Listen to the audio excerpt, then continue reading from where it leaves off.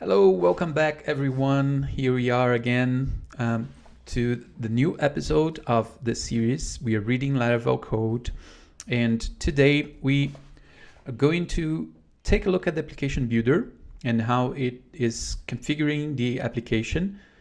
The bootstrap file, which is this one here, it calls the configure method in the application, and the application just basically instantiates a new application builder, passing itself to the application builder, and it starts calling methods to configure the application, right? So that's where we last stopped in the episode number 3. And now we are going to take a look at the application builder a little bit and see how, I already read a little bit of this, and see how the application builder can be used here, of course, but the idea I think that the Laravel developers, they had is to, was to all of the application builder to be used by the other developers using Laravel. So if you need to configure something, and this is very custom, but if you need, you can, I think you can also use some of those methods, and the Bootstrap also has some methods here, and those are okay, more straightforward. That you should customize them if you want the callbacks here, but the other methods, they can be also used to configure your application. And we're going to take a look at least one example of this. So yeah, so let's start.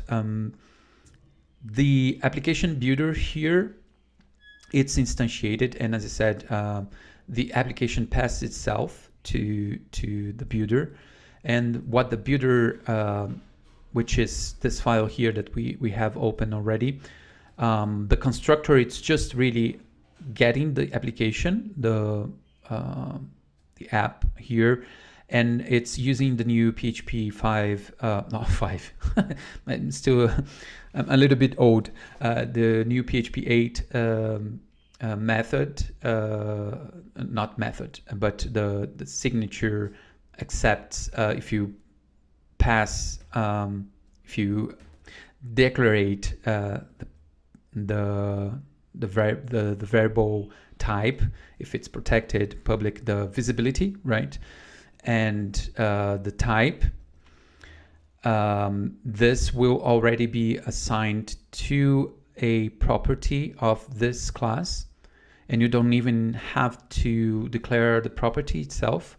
So it's kind of a shortcut, right, to avoid having to do things that we always did, like this, right, app. So it's just that. But the application constructor, the builder constructor, it's just that. And then the next thing that the bootstrap, the configure method called by the bootstrap, does is to configure the kernels, right? And we can take a look at that here, kernels.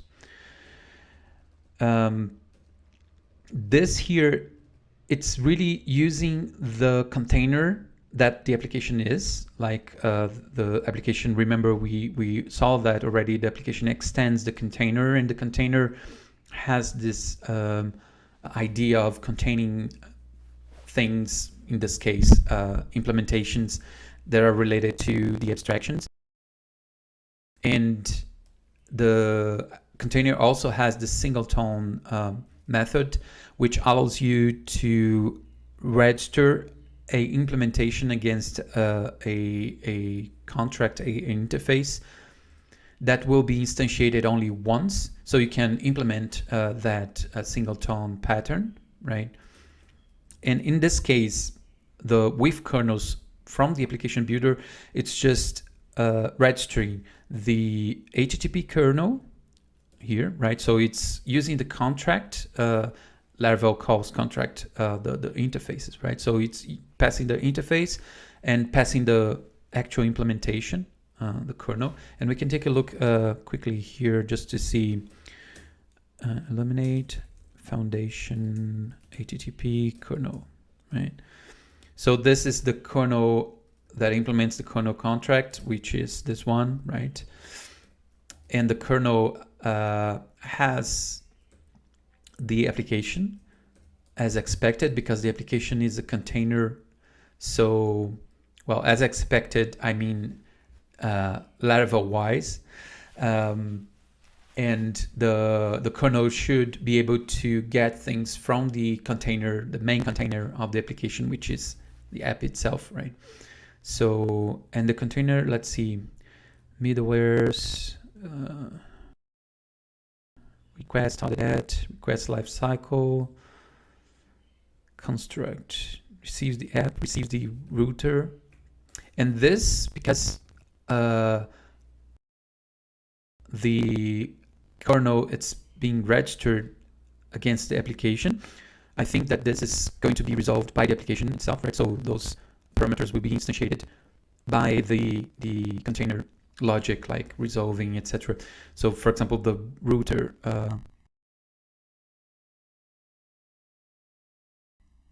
which is routing router. Let's see what dependencies does it have. Router. Oh, this is just root. Router.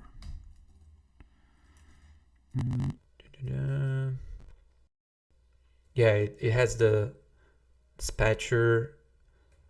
Oh, so maybe this router, it's being used by something else other than the application, because it accepts a container. Maybe they didn't want to be very specific, like passing the app here directly, because the app, it's a specialized version of the container, right? But in any case, the router, which is a dependency, a kernel dependency, also has dependencies. So you can see that if the container, the application container, needs to resolve the kernel dependencies, it first needs to resolve the router, and probably, I'm not sure, but the dispatcher, oh, it's just a contract. Yeah, the actual implementation might be registered against, well, it has to be, right, registered against the application container. Or I think if it's not, then the container will assume a class, an implementation, and we'll try to resolve that. I think you don't need to really, right, register things only if you want to a specific implementation. But in this case, it's a contract, right? It's an interface, so it should be registered. Otherwise, you can't really instantiate an interface, right? So when it's time for the container to resolve those dependencies here, it will have to have something registered against the dispatcher interface. The container, it's the same, I think. Let's see if it's a what it is calling container. Oh, it's an actual. This is an implementation. It's not a. So, oops. Eliminate container. So maybe this is not the app. Actually, it might be something. Oh, it might be the roots container, or maybe not. Yeah, well, we'll get there. We're just getting deeper without being required now. So the idea is that with kernels, we'll do that, register a singleton kernel implementation against the kernel contract. And when the singleton is called, what it does, let's just make sure we don't forget. I don't think it will do anything. It would just really register. It won't instantiate anything. So if we go to eliminate contracts, HTTP kernel, oh, I'm getting crazy. Eliminate foundation. No, the application is already here, right? So I just want to see the container. Container, it's, Oh, okay, yeah, it's just that container. We were just looking already. So container, container. And here we have a singleton probably, yeah. So this is just binding, see, and the bind, if we take a look, we already saw this a little bit, but it's just checking if there's a concrete. If there's no concrete, it's considering the abstract as the concrete, etc. Checking if it's a closure, right? If it's not, then it will wrap around the closure just for consistency. And the closure, it's just, I think that this closure here, it's just calling get closure, return container. Oh, that there's some logic here. Yeah, to build the concrete and resolve any, yeah. But as you can see,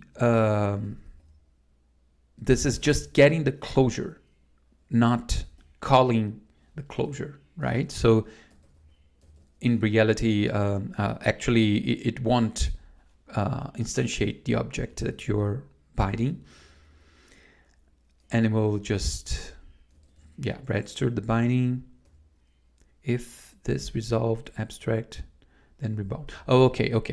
So if you're registering again, and it checks that the abstract that you're trying to register, it has been resolved, it will rebound, because you might be registering some other implementation against the same abstract. So it will try to make sure every other part of the code updates your use your new updated implementation, right? But again, this is only if it's resolved already. And here maybe the rebound will try to instantiate the object. Yeah, it will make, because here I think it makes sense, of course, because we already have the concrete instantiated, right? So, and we want to make sure we update that throughout the whole application. So that's why it makes sense to make it here. But that's not the case for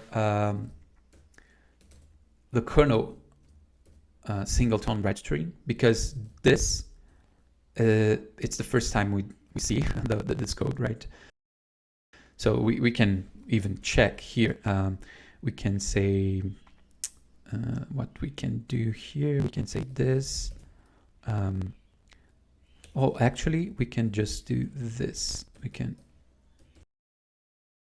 die here after kernel singleton call. And we can go to the kernel, the actual implementation that should be instantiated, right? Used to instantiate a new object, and we can die in the kernel constructor. So if this is called before this, it means that this singleton call, it's actually instantiating a new instance, which I don't think it will happen. We will see this after kernel singleton call here. Yeah, see, and if we remove this, then if we let the application run, then of course at some point, which we didn't reach yet, but at some point the kernel will be instantiated, right? Yeah, kernel constructor, of course, because we need the HTTP kernel to serve an HTTP request. Oh, and by the way, yeah, that's the idea, right? This kernel here, it's encapsulating that logic of being able to serve, to know what to do with an HTTP request, I think. So we can see that it has a handle method, for example. So handle an incoming HTTP request, and it's public. And the rest, it's all protected. Yeah, so it's really the constructor and the handle method. The rest, it's just protected. Oh, no, we have a bootstrap still. And we have a terminate. Okay, so this is out of order, at least in my mind. I always tend to group public interface and then protected and then private. I guess Laravel uses a different approach, which I don't seem to. So let's see, handle. Well, handle, it's the main, probably the most used. Well, together with Bootstrap and terminate, right? So all those are the same usage. Send request through, send request through. Okay, so this is used here. So maybe they are grouping the methods that are used. They're grouping together. But in any case, we can take a look at the interface, right? It's easier to see what the class does. Well, to understand what the class does, not how it is. So the kernel contract, it's here, contracts, HTTP kernel, and we can take a look. Okay, so bootstrap, to bootstrap the oh, it's not bootstrapping the kernel, it's bootstrapping the application. Does it do that? Bootstrap, bootstrap, if it's app. Oh, okay. Now I understand. Because the first time I read the configuration part, I was not getting where the application was bootstrapped. And now I see that the kernel has a method to do that, to bootstrap the application. Even though, and we will reach there, even though this file here, remember we have the public requires bootstrap app, and this should be where the application, it's bootstrapped, right, logically, but it's not. At the end of this create method here, which is just returning an application instance, if you check if the application is bootstrapped, it will tell you no. It will tell you that's not bootstrapped yet.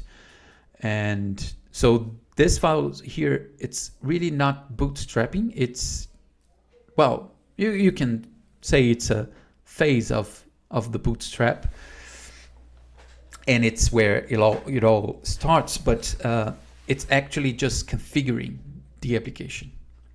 So I would say it's more a configuration thing, which is part of the bootstrap actually, right? Because bootstrapping, it's just configuring things, registering things, and so on. But so at the end of this file, the application, it's not considered bootstrapped yet. So only when the handle request it's called, then I think that the code reaches a point where the bootstrap of the kernel it's called, and the kernel will do this. Will if it's not, if the app it's not bootstrapped yet, then it will call this, and then after that, if we do dd this app has been bootstrapped, I think we will have true here. True, see? But if we do that in here, well, I should just do app and then, oh, I lost that. That's silly. This one. and here it's not this anymore. It's app bootstrapped with, oh no, I'm bootstrapping has been, right? No. Oh, where is that? It's here. Has been bootstrapped. Yeah. Why this doesn't want bootstrapped? Oh, we need to dd, of course. dd. It's false. See, so the bootstrapping process doesn't end here, and I will remove. Yeah. So here, okay, we have an error. Maybe I'm not returning this, right? Yeah. Return app. I will leave this because we might want to check things after. And yeah, here you go. Okay, so we understand what a kernel is. It's really just this encapsulation of the operations to handle the HTTP request. And it's kernel because it's the central piece of functionality, right? That's where the basic idea of an application, a web application, lies on, right? It receives a request and answer back. So I think that's why it's called the kernel here, because it's the main logic. We have the bootstrap, we have the handle, and we have the terminate.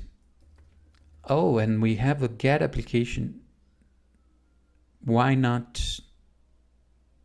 Oh, because the application needs the container. So the rest of the code will have access to the kernel. It's very, the kernel, it's stored inside the application because the application needs a container. But the kernel also contains a method that provides access to the application, to the container itself. Because I think that the other parts of the code would not have a way to get the application without manually or getting from a global variable, etc., or receiving it from a parameter. So they allow you to get the application from the kernel, and the kernel it's registered in the application. But to get the kernel, you have to get the application first, right? So why get application here?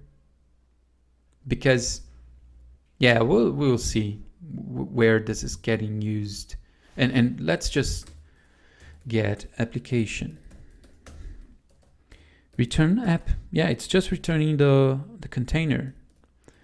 So to get the kernel, you need the application because that's where the kernel is registered, right, against the implementation. And the kernel also has this get application method. Maybe it's just for shortcut, like, I don't know, make it easier to do things like kernel do something, then get application do something else, right? Maybe, but we will see. So that's the kernel. We will close this, and that's the HTTP kernel, of course. Let's leave the container open. So the application builder registers the HTTP kernel and the console kernel, because remember, Laravel application, it not only answers back HTTP requests, it handles HTTP requests, but also commands from the console, right? Anytime you use PHP artisan, right, help, this is being served by the Laravel application. Actually, if we do this here and we test here, see, it's the same from, well, not the same, but it's using the same application, right? So I think that this console kernel, it's just answering any request coming from the console, from commands, right?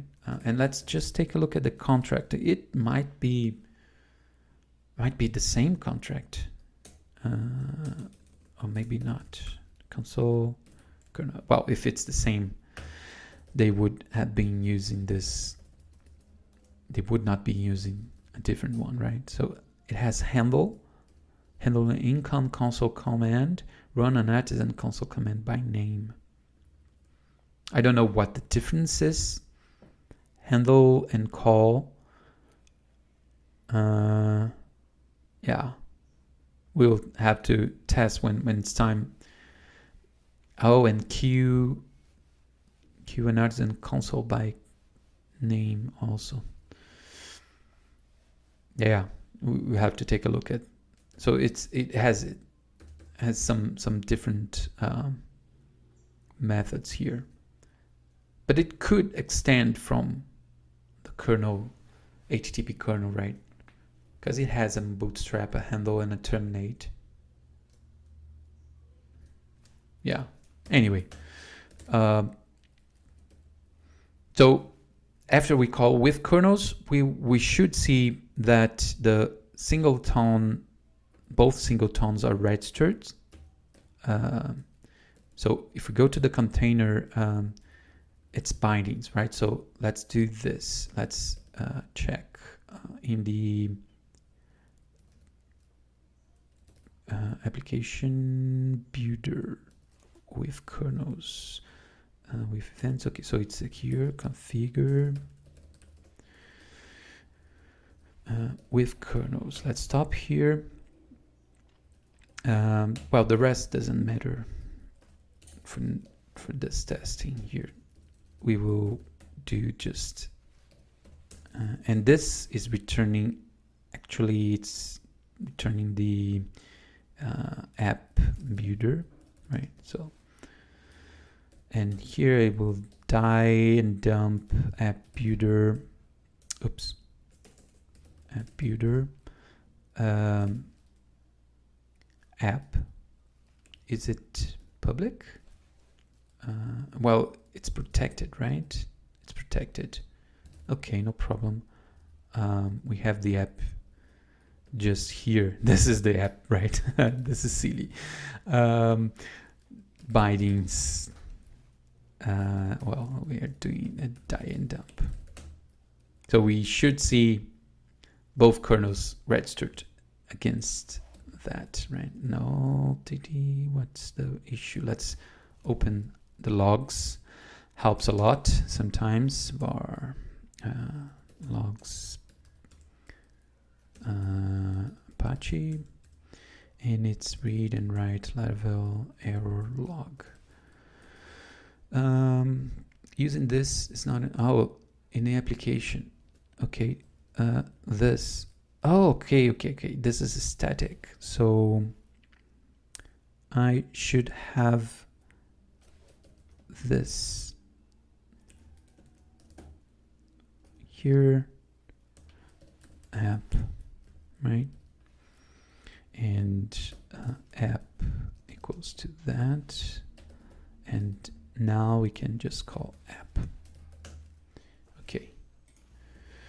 Okay, so we can take a look at the binding. So far, there's a lot of things that are already initialized here, but we want here kernel and HTTP kernel and console kernel. They are both here, and they have a callback. A closure, right? That's the concrete, and this is probably that default closure. using, yeah, it's using, if you take a look at the full closure here, it's a key container get closure. Oh, it's here already. So you can see that it's exactly like that. It's using the abstract, the concrete. So using abstract, concrete, and the class, it's the application itself, right? Because it's the container, but the container, it's application is extending the container. So they're registered here. Okay, nice. Well, and before they weren't, right? Right. All right. So let's just do this app builder. Right. Might want to use this later. Builder with kernels, with events. Oh, I'm not returning, right? Return app builder. Yeah, okay. So kernels we did already with events. Application builder with events. Right, register the core event service provider for the application. And Laravel uses this idea of service providers to allow things get registered, basically, I think. So it's a providing implementations to be used throughout the rest of the application. That's the idea of a service provider.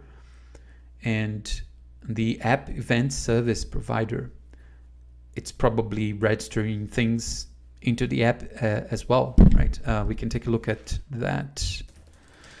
So we can just understand what's happening here, right? It's not the logic there, but we want to understand what it's doing, why it's doing that. So eliminate foundation support providers, event service provider. So this will register, probably. We'll check if it's booting, and this booting here, it's not checking, it's passing a callback, right? A method. So this booting here might be just a function that register callbacks to be called later, of course. This booting, it's not here. Booting. Oh, it's because it's extending the service provider. So this booting might be something in the service provider. Eliminate support service. Oh, support service provider. Booting as a method. It's here.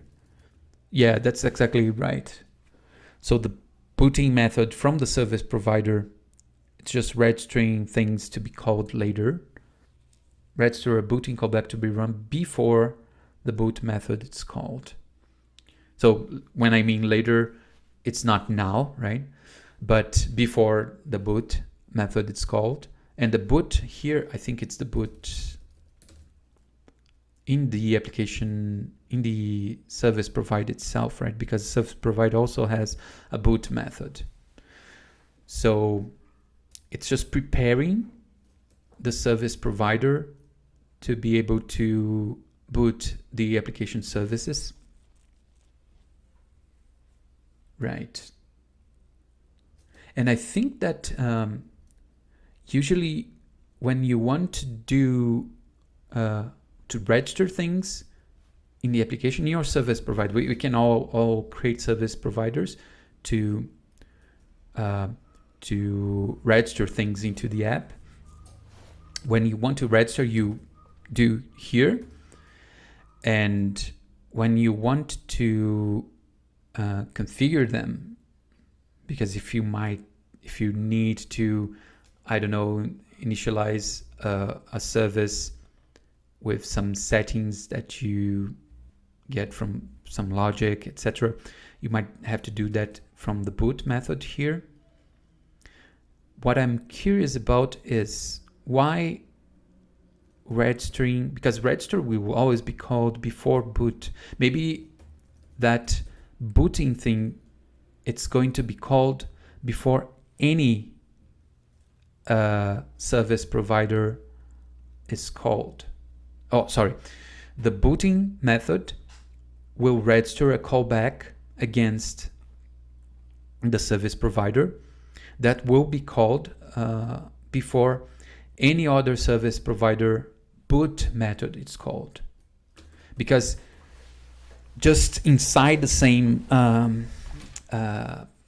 class, the same service provider, of course the register will always be called before boot, because that's what's happening. That's the design here. But I think that they want to make sure you can do things before any service provider boot method gets called. Let's see. Register a booting callback to be run before the boot method is called. Let's just take a look.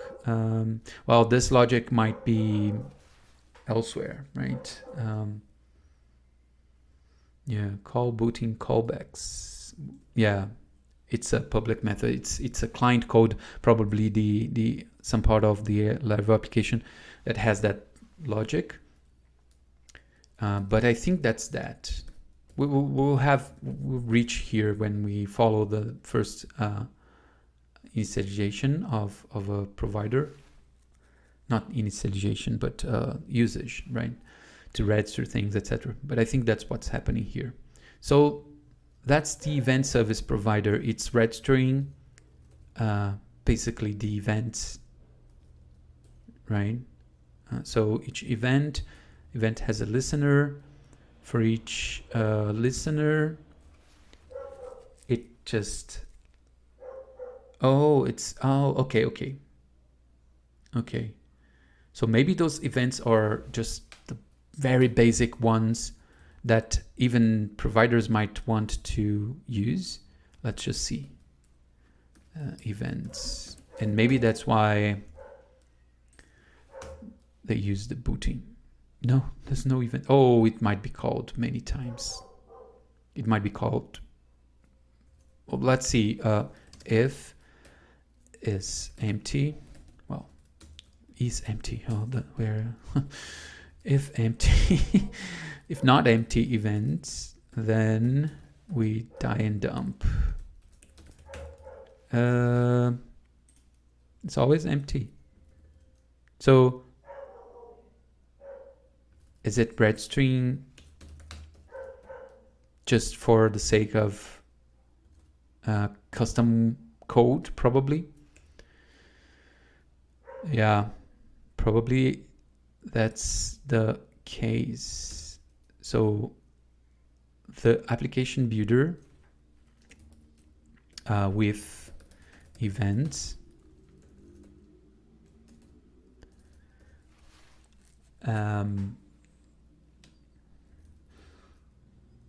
right. So the discover here could be an array or a boolean, right? And this might be a little bit of, because if you have an empty discover, it doesn't mean you don't want to discover automatically, right? But if you have a false, then see, the app event service provider gets the discovery of events disabled. So empty doesn't mean you want to disable that event discovery. It just means that you don't have events right now to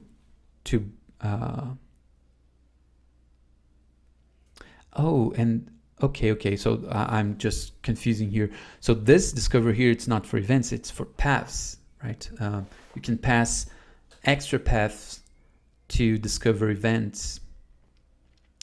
And that's why we don't have anything, because I think that the full path for events, and events are just the in Laravel, the encapsulation of something that happened, right? And you can create your custom events to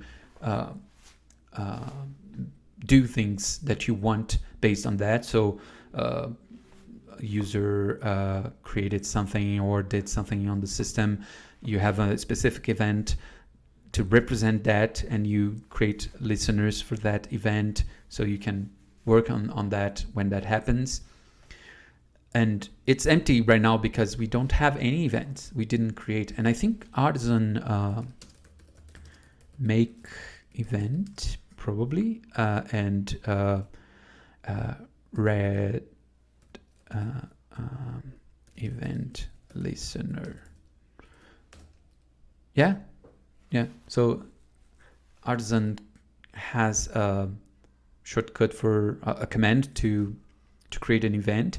And now that we have an event and we have the event saved in the default path, I think, for events in Laravel, if we do that thing that we were doing, dd, well, we just can just, yeah. No, it's still empty. Where does events, where are they getting from? Here, get events. If this app events are cached, cache require cached events, cache, else, return remerge, discovered events and listens. So discovered events, should discover event, it should, right? Because we're not passing false there, right? The bootstrap, not the application with events, is not passing false. So it should be discovery. So it should be discover events, where it's discovering the events. Collect, discover events within. So it will collect, make a collection. This is also a Laravel thing, collect. It's just creating a collection, and a collection, it's a enhanced array that you have methods to work with, but you can think of as an array. So discover events within public, on public static events, discover paths. Okay, so here you can define your paths. We saw that here, that this discover accepts an array, and you might pass different paths if your application stores them not into app events but somewhere else, I imagine. So if we have discovery paths, then we just, okay. So this is just collecting the paths, and it's rejecting if they're not directory, okay? And then it's reducing them. Okay, so it's going through each one of them and merging the discovered. And the discovered, where is that coming from? Discovered, it's a callback method. And right. So the reduce will pass discovered as, but the directory, it's this. It's passed because it's probably part of the discover events within, right? It's rejecting if it's not directory. Discovered. I don't think it's even getting here, probably, but we can just do this. No, it's not even getting there. let me just check quickly here. Laravel docs. And here we have a collection. And the collection we might have reduce. So the reduce method reduces the collection to a single value, passing the result of each interaction into the subsequent iteration. Oh, so reduce function carry, which is the item that's being carried, meaning the return here. Okay, so discovered, it's the result of this, right? The merge recursive. So that makes sense. So then the first time it gets called, it's probably just null or empty. And how does this works if this is null? What gets called first time? Yeah, see, it's a optional parameter because the first time it won't have any, right? But in any case, this will just merge all the discovered events, and the discovered events will be discovered by this within method called against this class, discover events. So the thing is, we don't have a directory. The default directory, the default events directory, Laravel, it's not part of this app path listeners. Oh, of course, it's not the events, it's the listeners. We want to only register. We want to discover events that have listeners, probably, right? So let me just take a quick artisan event. Oh, make event, create a new event class. Okay. And we have make listener because we now listen to that event, and the make listener probably accept listener. If I just do that, it will tell what should the listener be named. Okay, we said read event provider, I think. So the listener should read event provider listener. What event should listen for, right? What is that error? It looks like a select box. I never, okay, nice. So you can kind of use as a select box, read event listener. Okay, so we have now our listener, and probably now we will have something happening here, because now we will have paths, right? This app path listeners. So this is getting from the container a path, and that probably was bootstrapped. Where? Because if we follow this app configure, I don't think we just, yeah, it's getting the app just now. So, oh, we saw that the application does register things. So if we just do this, what is path listeners? Path listeners. Oops.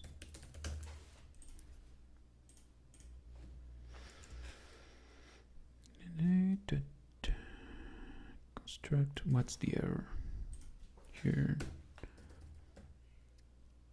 Oh, of course, I didn't close this. App listeners. Yeah, so it got registered already. So that's why we have it here. And now we can just go back to the discover events where it gets called discovered events. Okay, get events. Okay, now we'll have our event because now the event has a listener. And yeah, so it's kind of misleading, this variable name here. And it makes sense because you don't want to bother registering things that are not listened, right? So you're not getting events, you get the listeners. And the listeners will be registered against the event. And the event, it's this. And the listener, it's this one. Okay, it's confusing because I chose a really bad event name example here. But this is the event, not the listener. And this is the listener, right?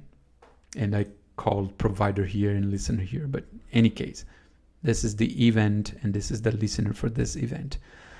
So, okay, makes sense now. We are registering, we are getting events. Okay, now it makes sense. But we are registering the listeners against the events, right? And subscribe, this subscribe, what subscribe? Event subscribe. Subscribers to a register. Maybe it explains here what's a subscriber. Subscribe, event subscribers. Event subscribers are classes that may subscribe to multiple events from within the subscriber class itself. Use event subscriber. Subscribe. Oh, okay.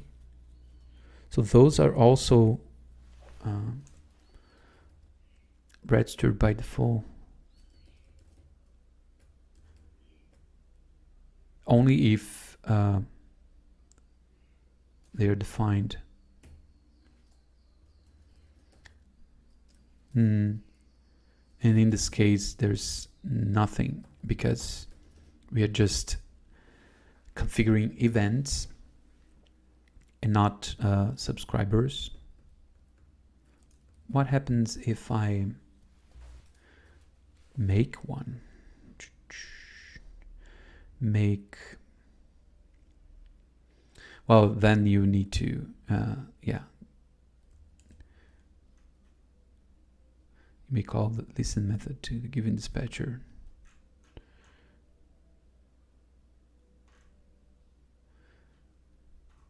Okay, but several event handlers within a single class. The subscriber should define a subscriber method which will be passed an event dispatcher instance. You may call the listen method on the given dispatcher to register event listeners, like it's doing here. Events, listen, this is the dispatcher. But how is this? Oh, it's inside a listener. So it knows from the class name or from the method here, right?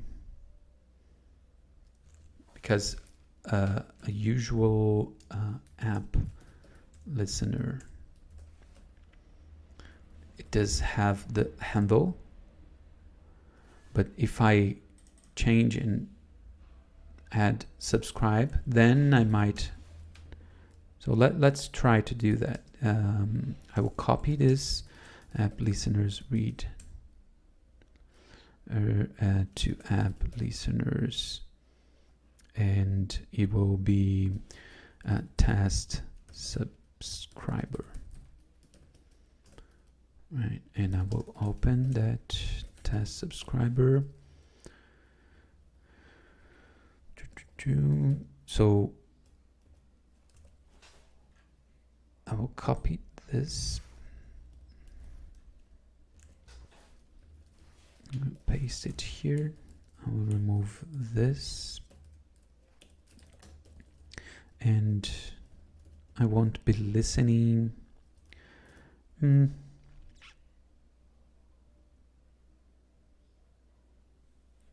Yeah, I don't have many methods, many events. Let's just create another one here. Oh, I'm just getting confused here. Artisan make event, test event. Well, just test it will call. And if I now open the listener test subscriber, yeah, I can now listen to the test, and I could just handle test, and this is the bad naming one. It will be events, read event listener.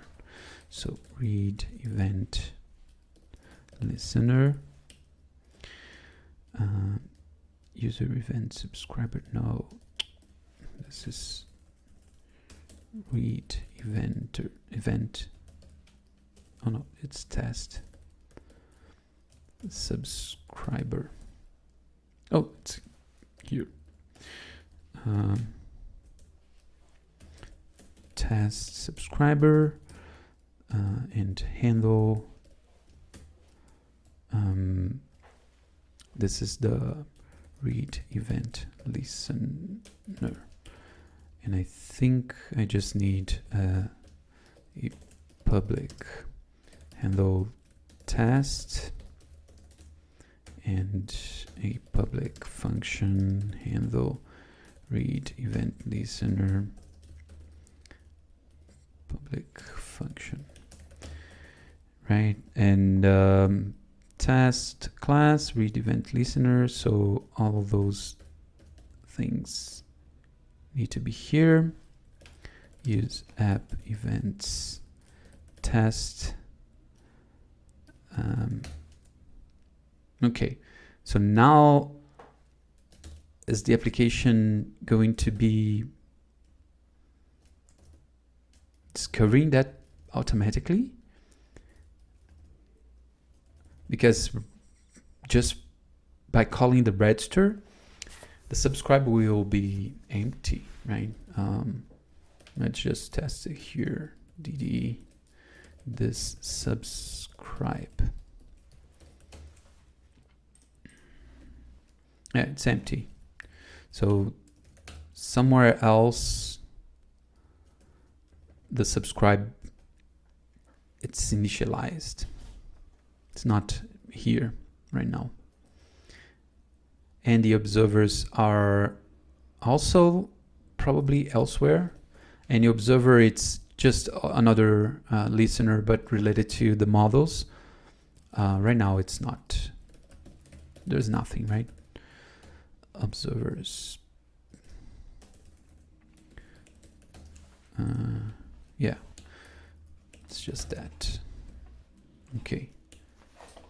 Okay, but it's actually really just registering the listeners for the events that we have, the subscribers and the observers, basically all listeners. Well, subscriber, it's a group of listeners, right? And if it's booted already, then No, not if. It's just the same thing. This will be called not now, but when the when the service providers are getting booted, and this will be called after, right? Configure email verification. Now, why? Oh, this is before, right? Yeah, we took a look already on this one, right? Booting. Register a booting callback to be run before. So yeah, so it's before, and that's after. This before makes sense because you might need to do things that will trigger the listeners. Why you want, if you think about service providers, right? That's the idea here. This is getting called before any service provider boot method gets called. And the boot method can do things that needs to be listened to. Probably. That's why. Okay. And after everything gets booted, or I mean the service providers, not the application. This is a different booting process. All the service providers are booted. We have this configure email verification. Listen registered class. Send email verification class.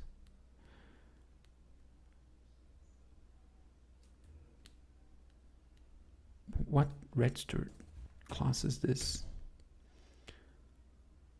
Oh, there's a class just to handle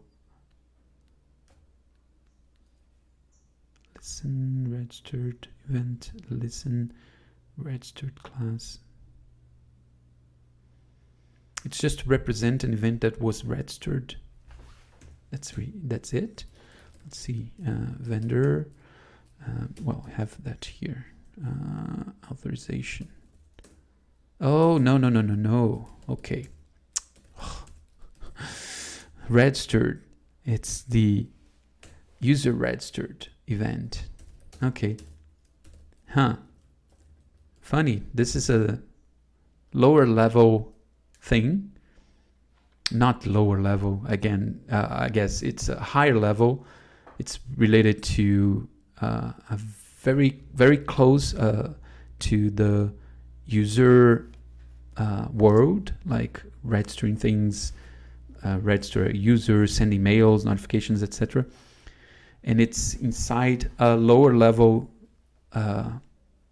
class, event service provider that's more generic, right? So I guess this is a kind of surprise, I think, to be here, but I understand it's just by default configuring this, and it's checking things because I think you can overwrite, right? To not send the email verification. And we will not take a look at deeply in here today, and probably not ever, because this is more related to not the framework, but to a specific service that the framework decided to implement. But yeah, I think we can move to other things that are more important. But in any case, we know that this is happening here, right? So let's move on. The register was called here register. Yeah, we do have the here, right?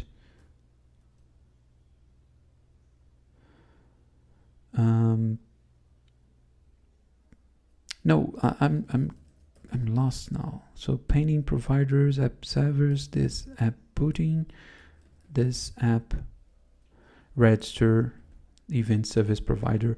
Okay, so we were just seeing what the app event service provider was doing. Yeah. And this is the abstract, not abstract, but generic service provider, and this is more related to the event. And this here, it's just actually configuring. It's not calling the register, right? It's just registering into the container, the app container, the app event service provider, right? And it's not even doing that now. It's registering a callback. If it didn't mark as done already. Okay, so first it checks, did we already registered a callback to register the event service provider against the app, the container? If no, then we do that. We just register a callback to be called before the booting of the app to register all the to register the event provider class. And this is a example that they don't even pass abstract and implementation. They pass just the abstract. So it registers, and then it says here pending providers, meaning it registered already the app service provider, app event service provider callback, and it's just pending to be called. And I think they do this, and I saw that before, because you might want to allow people to call this with events, right? More than once to configure the paths, for example. So if your application has a different path to discover for listeners and events, you might want to call this again. And because this is called inside the application with events, it just it would have to be prepared to be called again if you want to customize things. So I think that instead of creating a new method to allow you to customize the events, for example, well, but I guess it would be harder because you need to register, right? But once it's registered, this is static. So you could potentially create a method to just configure the paths, because this is going to be called later anyway, right? But okay, that's that, I think. So that's why it's checking this. And I had to go to the history of the logs to see a little bit the commit and the commit message to understand why they did that. And it was Taylor actually that did this. Well, the commit was on his name at least. So it was just to allow the paths customization, right? So that's that. So with events, with commands. So let's go to the commands. Let's go function with commands. And here it's, I think, allowing to just do the same thing with commands. You can pass commands if you want to in the bootstrapping here. You can call again and say with commands and pass an array. That's why you have this here. And if it's empty, it will try to get the console commands, right? It's the same from the events. You can pass a different, and it's not an array of commands, it's an array of paths. But it's just a way for you to customize the paths. And I'm not sure why we would want to start a new application with custom paths, but an existing one, if you want to migrate something or start using Laravel, I don't know. There are many use cases for a framework this big. So that's that. And then the commands are just they are just added to the kernel after resolving the kernel. So this is just, remember, app is a container, and the after resolving, it's a method from the container that will register this callback here to be called after resolving all the kernel, the console kernel dependencies, right? So after resolving all the console kernel dependencies, this gets called, and then it will collect the commands and paths. It will we will separate routes and paths, right? Makes sense. And then it will register another callback for when the application is booted to add the commands to the kernel. And I think that I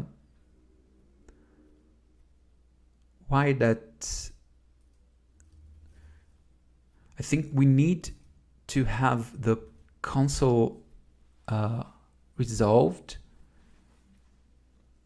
to register this callback, because before resolving the console, we would not have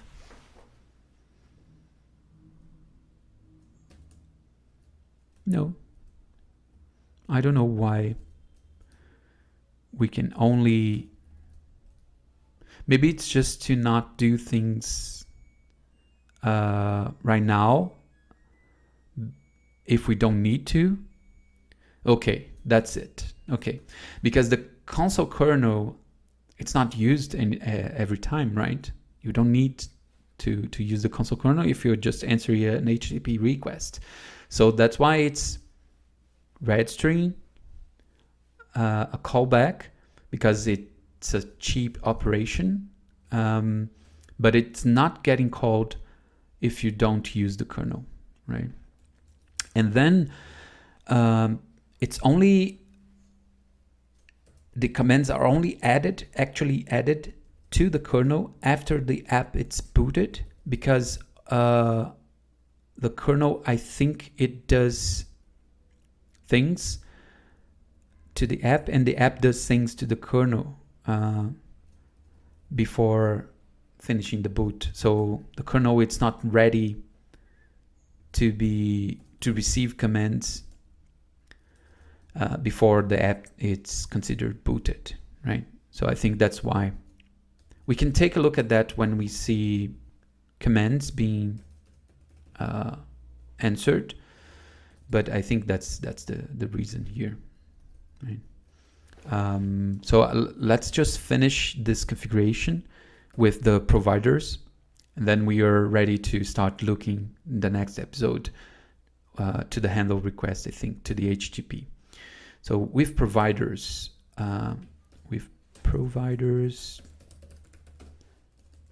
registered providers, merge. Okay, so this is where our custom providers are being registered. So it will merge the providers you pass. So this is also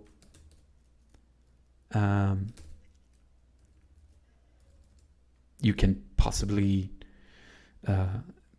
call it again here, right? With Bootstrap providers. Oh, okay.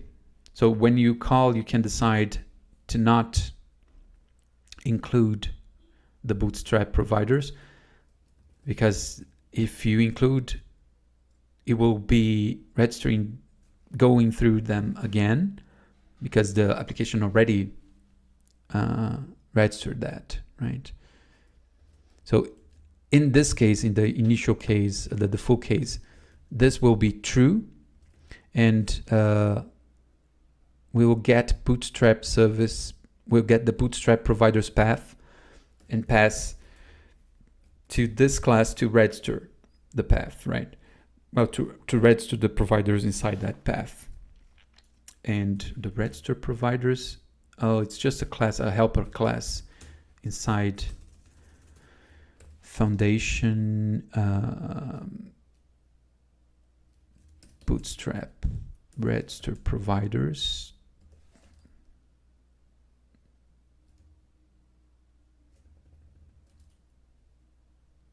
So what does it do here? Register providers, merge.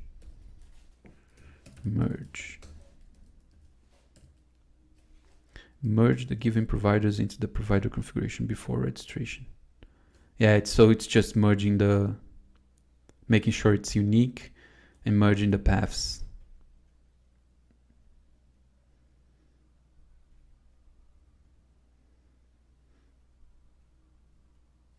Well, just one path and merging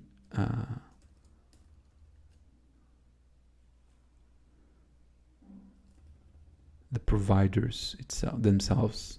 Yeah. So right now it's not doing anything. It's just registering to the register providers, and it will probably be other methods from this provider here, this register providers will be called later, right? And then we reach the end of this configuration method, and we return the app builder, and it's not the original code, it's not like this, but we were just testing, right?